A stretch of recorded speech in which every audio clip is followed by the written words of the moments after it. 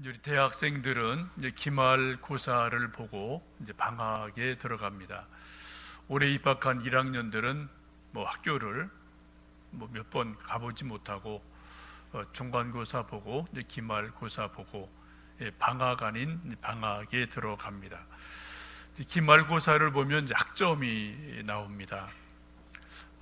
며칠 전에 저희 막내가 기쁜 얼굴로 아빠 전공 과목 무슨 과목에서 A뿔 받았어요 라고 얘기를 했습니다. 아주 기뻐하는 모습으로 이야기하는 것 보고 저도 나름대로 학교도 못 가고 소위 인강을 한 거죠. 그래서 열심히 공부해서 다른 과목은 아직 모르겠어요. 근데 우선 나온 한 과목이 A뿔을 받아서 너무 기쁘다. 그래서 부모로서 저도 기쁘고 감사한 마음이 있었습니다. 그리고 아빠로서 한마디를 했습니다. 학교도 못 가고 한 학기 동안 참 수고했다. 네가 공부한 어떤 과목에서 좋은 성적 받았다니 참 기쁘다. 근데 한마디 더 하고 싶다. 네가 A뿔 받는 것도 중요한데 예수님을 더 잘 믿으면 아빠는 더 기쁘겠다 라고 말을 했습니다. 이제 아빠로서 진심인데 이제 애 반응은 이것도 꼰대, 잔소리 이러한 표정을 볼 수가 있었습니다. 그러나 아빠로서 진심이죠. 우리가 인생을 살면서 누구나 다 기쁘게 살고 싶고 또 감사하며 살고 싶습니다.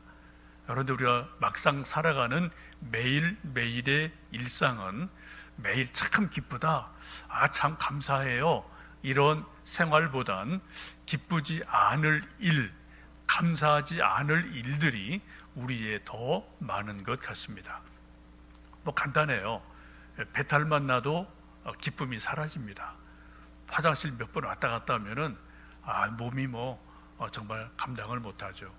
또 두통만 와도 하루가 정말 머리가 무거워서 온 세상의 무거운 짐을 내 머릿속에 탁 넣은 것처럼 두통에 시달리면 정말 아주 그 하루하루가 고통스러울 때가 있습니다. 또 내가 계획했던 것들이 어그러질 때, 또 인간관계가 어그러지고 오해가 있고 뒷말이 있을 때, 그리고 또 코로나로 이러지도 저러지도 못한 일들이 계속 연속이 될 때 우리 모두는 참 기쁘다, 살만해, 이런 것보다는 참 힘드네, 이런 말들이 우리 입에서 나오게 됩니다. 지금 저희들은 지난주에서 빌립보서 말씀을 보고 있습니다. 빌립보서는 사도 바울이 빌립보 교회에 쓴 서신서입니다. 하나님의 말씀입니다. 1절에서 하나님 안에서 빌립보 교회에 평안과 은혜가 있기를 바란다 라고 인사를 하고 빌립보서를 시작을 합니다. 오늘 함께 읽으셨던 3절 이하의 말씀은 이제 본론으로 들어가면서 빌립보 교회 하고 싶은 이런저런 사도 바울 속에 있는 그 속마음을 하나씩 둘씩 풀어가고 있습니다. 3절 4절 말씀을 보시면 내가 너희를 생각할 때마다 나의 하나님께 감사하며 간구할 때마다 너희 무리를 위하여 기쁨으로 항상 간구함은 너희가 첫날부터 이제까지 복음을 위한 일에 참여하고 있기 때문이라 라고 말씀합니다.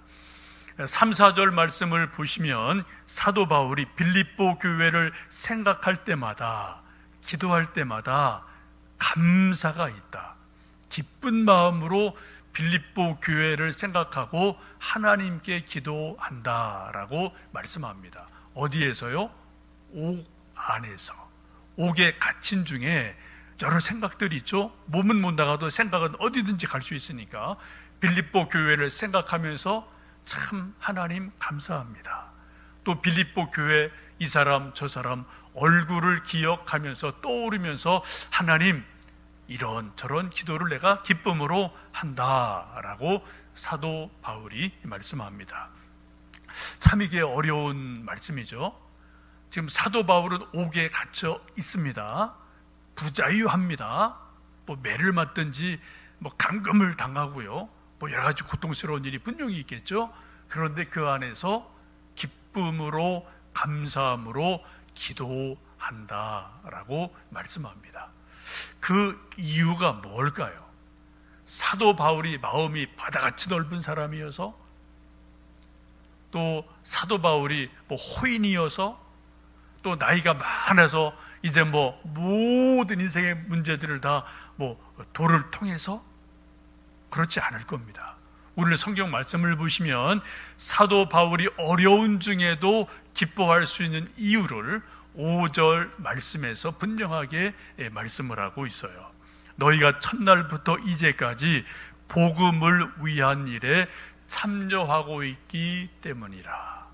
빌립보 교회를 위해서 생각할 때 기쁘고 감사할 수 있는 가장 중요한 이유는 첫날부터 지금까지 빌립보 교회가 나와 함께 복음 안에 있다. 복음 때문에 나는 기쁘고 감사할 수 있다라고 사도 바울이 말씀합니다.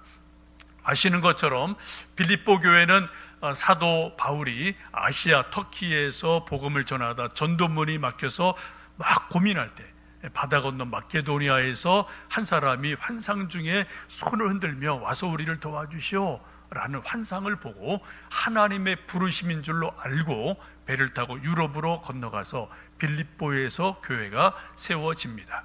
자주장사 두아디라 또 간수장이었던 사람을 중심으로 빌립보 교회가 세워지고 얼마 있다 또 다른 곳으로 이제 바울이 가게 되죠. 약 10년 어간의 세월이 지난 이 시점에서 빌립보서 편지를 쓰게 됩니다. 근데 오고 가는 소식들을 들을 때마다 빌립보 교회 이런 일도 있고 저런 일도 있고 좋은 일, 어려운 일 다 뭐 인편에 바람편에 소식들이 들어오겠죠. 그런데 사도 바울이 기뻐하고 감사하는 가장 중요한 이유는 빌립보 교회가 복음 안에 있다. 빌립보 교회 교인들이 내가 개척할 처음부터 지금까지 복음 안에 있다. 이 소식을 들으면서 내가 그것 때문에 기뻐하고 감사한다라고 말씀합니다. 여러분, 복음이 무엇입니까? 우리는 마태복음을 읽습니다. 마가복음, 누가복음, 요한복음, 복음서를 여러분 많이 읽으시고 공부도 많이 했을 거예요. 또 우리가 설교할 때마다 여러분 뭐 이런저런 뭐 할 때마다 복음을 전합시다. 전도도 복음 전하는 거죠. 우리가 또 믿는 것도 복음을 믿읍시다. 우리가 복음이라는 게 아주 중요한 우리 신앙생활의 핵심입니다. 핵심 단어인데 여러분 도대체 복음이 무엇입니까?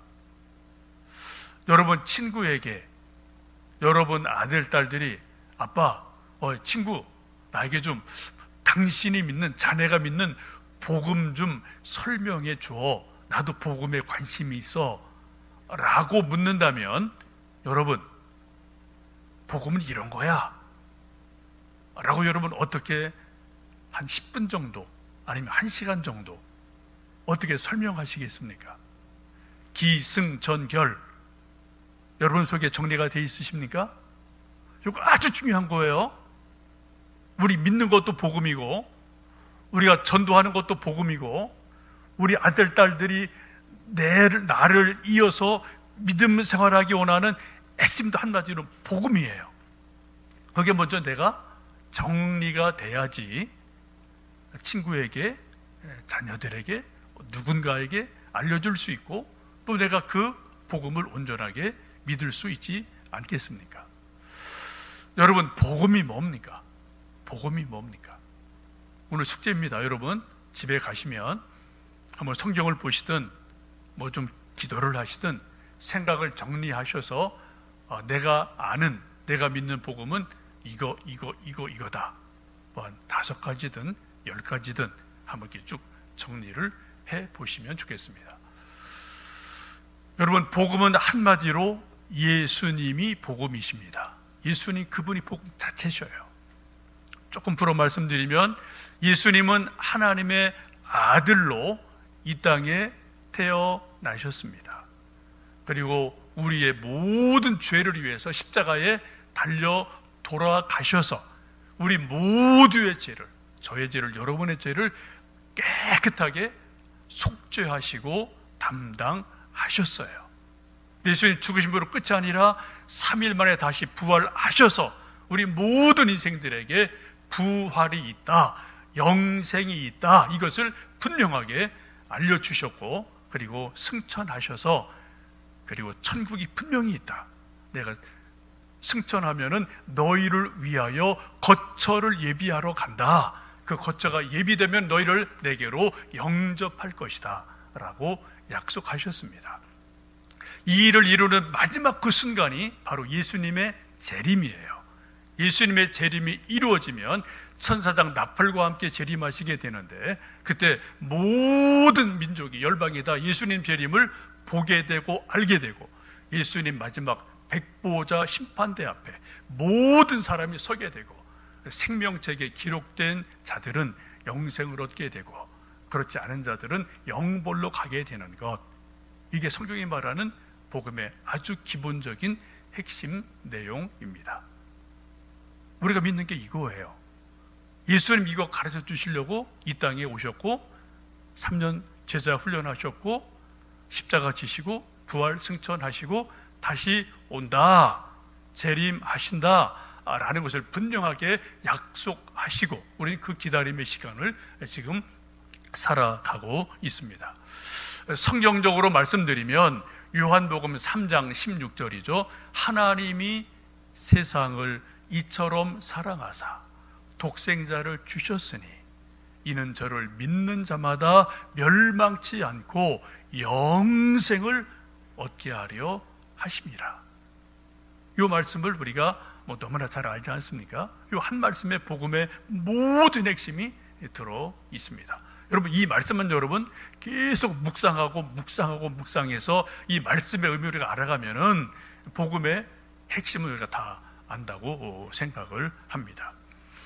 어쨌든 예수님 복음으로 이 땅에 오셨고 복음을 전해 주셨고, 지금 사도 바울이 말하기를 빌립보 교회가 내가 처음부터 지금까지 쭉 지켜보니까 복음 안에 있다, 나와 함께 복음의 일을 하고 있다, 그래서 나는 정말 기쁘고 감사하다라고 말씀합니다.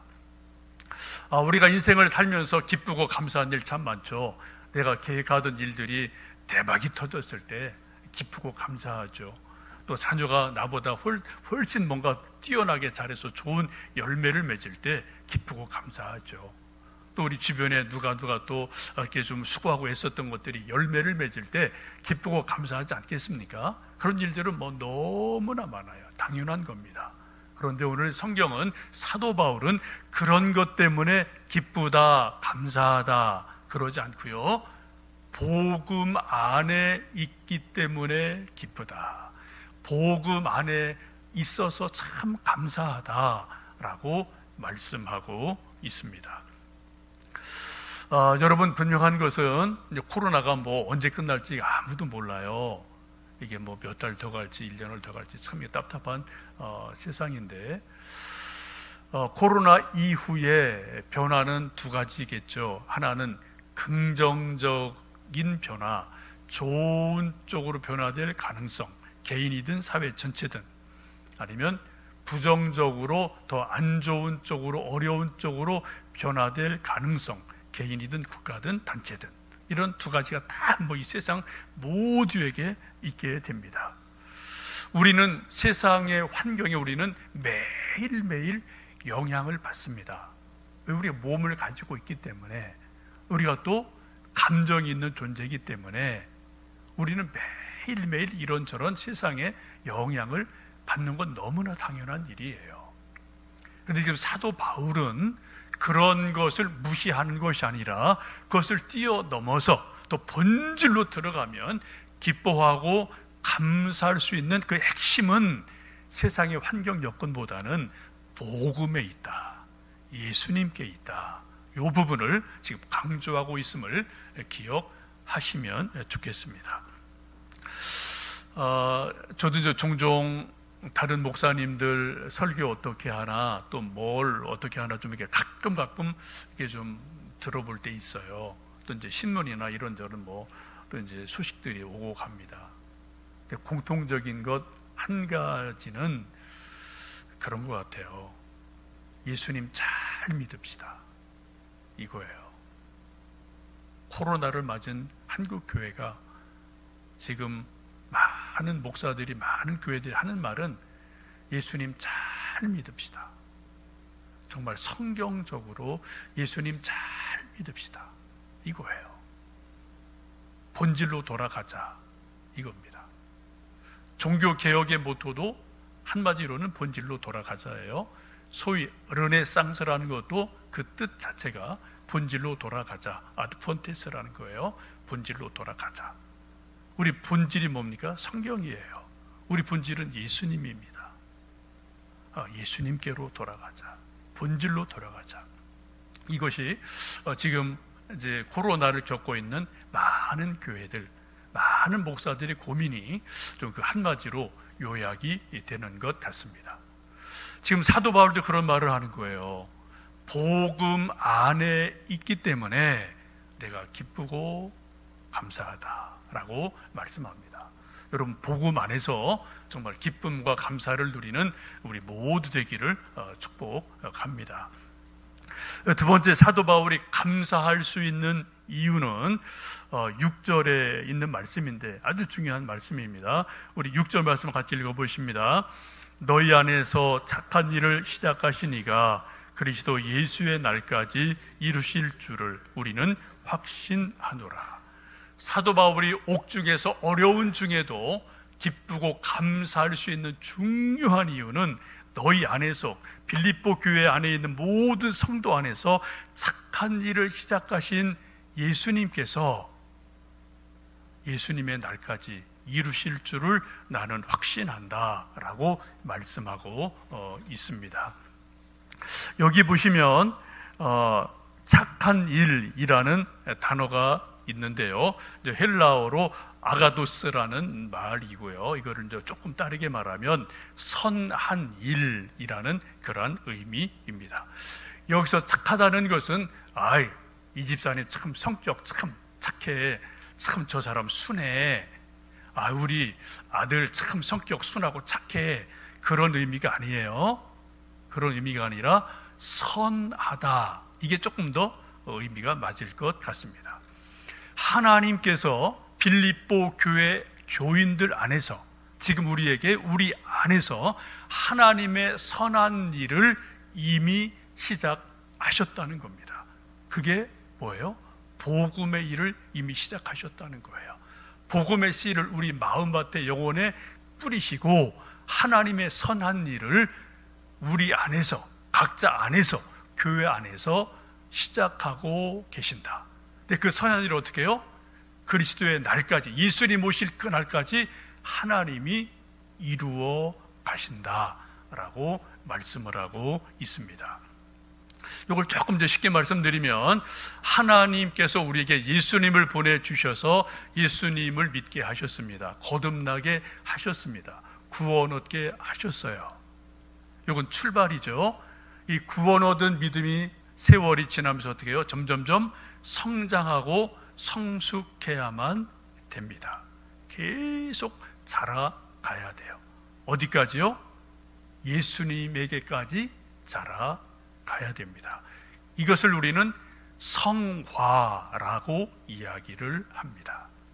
예수님 믿고 거룩한 존재가 됐어요. 거듭났어요. 그걸 계속 몸과 마음과 인격과 모든 가치관이 변해져서 예수님처럼 비슷하게 되는 것, 성화되는 것, 이 일을 하나님이 계속해서 끌고 가셔서 궁극적인 구원을 하나님이 마침내 이루신다.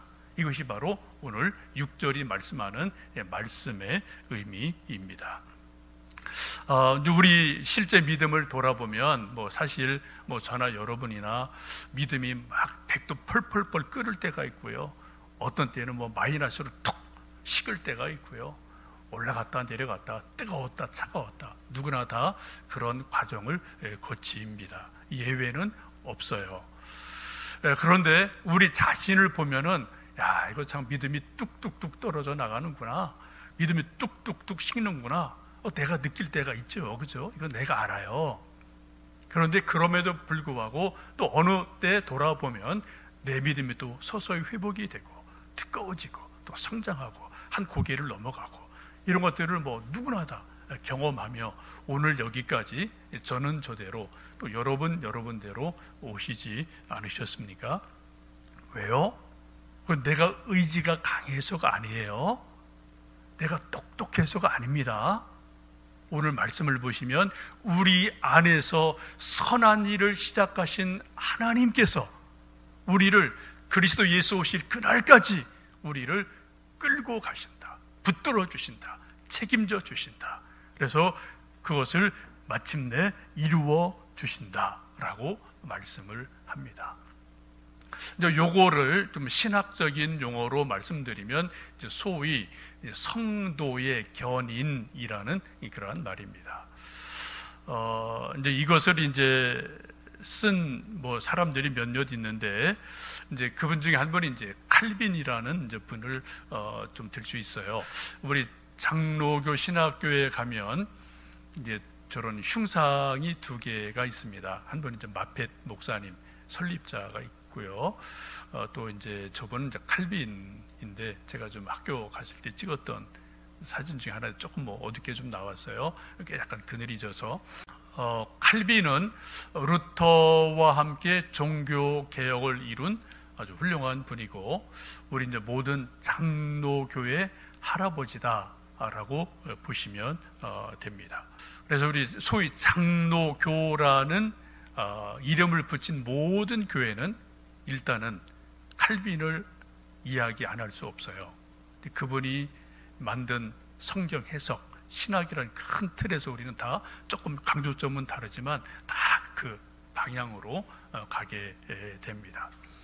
이 칼빈 신학을 나타내는 이제 좋은 책이 이제 기독교 강요라는 책이 있고요. 또 그것이 이제 후대 조금 지나가서 한 50년 지나가서 이제 도르트 총회라는 것이 1619년에 네덜란드 도르트라는 도시에서 이제 세계 각국의 신학자, 목사 이런 사람들이 모여서 회의를 합니다. 이 시점은 종교 개혁이 끝나고 칼빈이 죽은 후 약 50년 후에 되어진 일들이에요. 왜요? 뭐 종교 개혁이 뭐 엄청난 큰 소용돌이지 않습니까? 판이 완전 뒤엎어지는 거니까. 그것이 이제 이루어나고 출발은 했는데 이게 전체가 신학적으로 정리가 안 돼 있어요. 그래서 뭐 이 사람은 이렇게 저 사람은 저렇게 많은 하여튼 이단 사설들이 무지하게 많이 나오는 그런 시대입니다.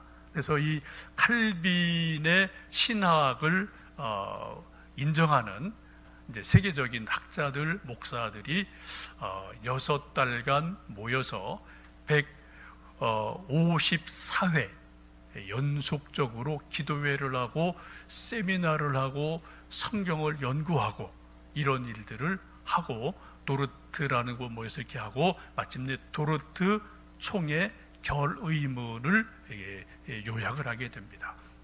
그것을 요약하면은 5가지예요. 여러분 이제 한 가지 아실 것은 저기 나오는 이 표현을 칼빈이 쓴 게 아니에요.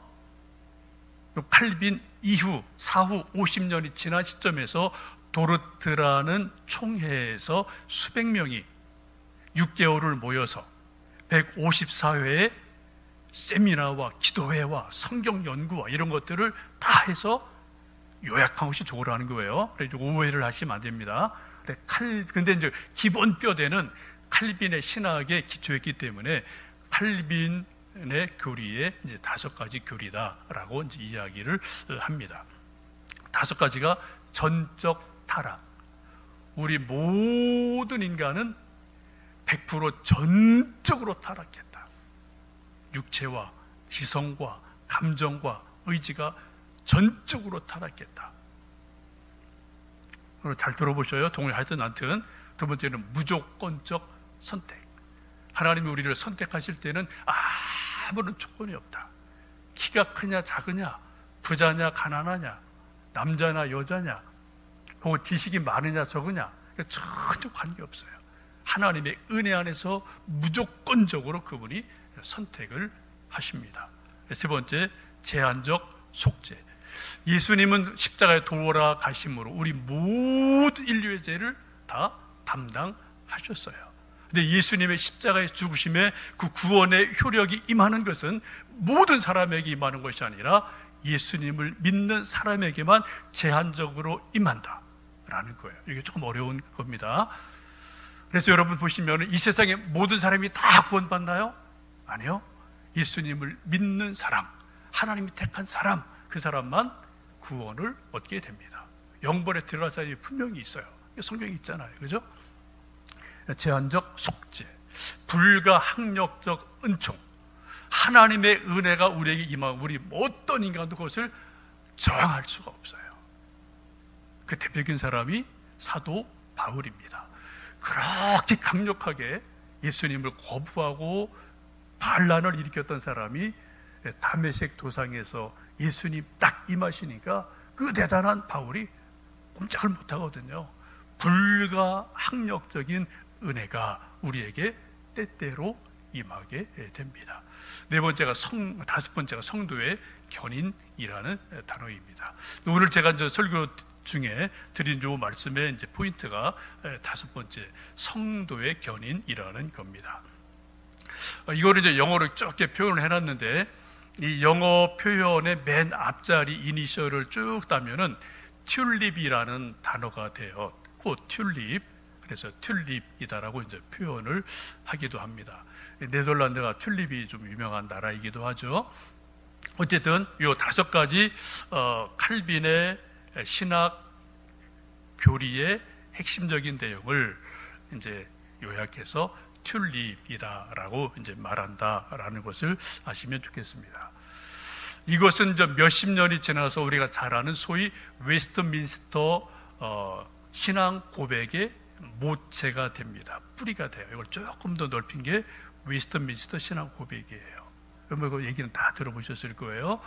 그리고 세계 모든 장로교회는 이 도르트 총회 결의문 웨스트민스터 신앙 고백을 다 고백합니다. 믿습니다. 우리 한국에 있는 모든 장로교 이름을 단 정상적인 장로교회는 다 웨스트민스터 신앙 고백을 다 고백을 해요. 그 토대 위에서 고백을 합니다. 중요한 것이 바로 이 다섯 가지다라는 것을 기억을 하시고 좀 생각을 해보시면 좋겠어요. 성도의 견인이 뭐냐? Perseverance of Saints라고 이제 표현이 되고요.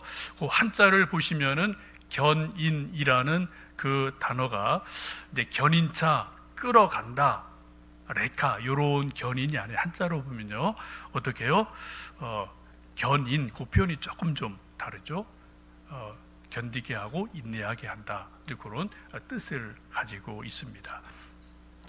퍼시비어런스라는 그 영어 단어도 이제 그 단어 사전적 의미를 보면은 인내, 확고, 부동, 견인 이러한 뜻을 가지고 있어요.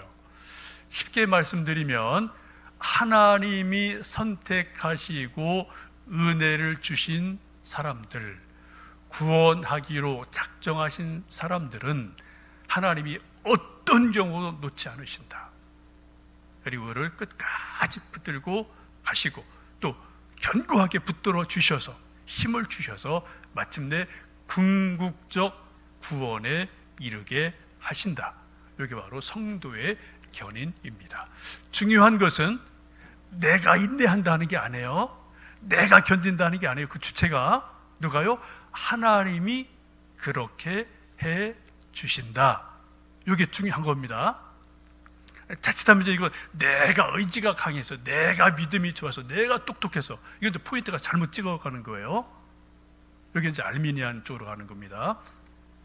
하여튼 우리 성경이나 칼빈주의에서 말하는 중요한 것은 하나님의 절대 주권, 그분의 절대 은혜, 그 은혜와 은총으로 우리를 끝까지 궁극적 구원에 이를 때까지 우리를 붙들어 주시고 잡아주신다, 그 말씀이에요. 그 성경 구절들이 오늘 읽으신 빌립보 1장 6절에 있는 말씀입니다. 너희 안에서 착한 일을 시작하신 이가 그리스도 예수의 날까지 이루실 줄을 우리는 확신하노라.